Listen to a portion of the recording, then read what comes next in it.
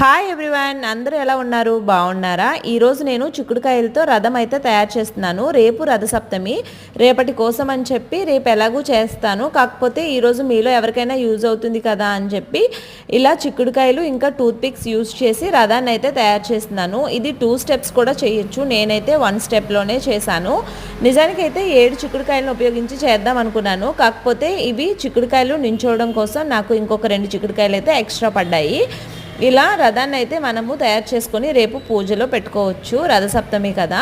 అయితే నేను శ్రీకాకుళంలో రథసప్తమికి ఉత్సవాలు జరుగుతున్నాయి. అరసవెల్లి సూర్యనారాయణ స్వామి టెంపుల్లో రథసప్తమిని 3 డేస్ సెలబ్రేట్ చేస్తున్నారని చెప్పాను. అది అంతా కూడా ఒక లాంగ్ వీడియో కూడా షూట్ చేశాను. దాని లింక్ ఈ షార్ట్ వీడియో కింద ప్రొవైడ్ చేస్తాను. మీకు కనుక ఇంట్రెస్ట్ ఉంటే ఆ వీడియోని చూడండి. శ్రీకాకుళంలో రథసప్తమి ఉత్సవాలు అయితే చాలా బాగా జరుగుతున్నాయి. మీలో ఎవరైనా వచ్చినట్టయితే ప్లీజ్ ఒక కామెంట్ చేయండి. Thanks for watching.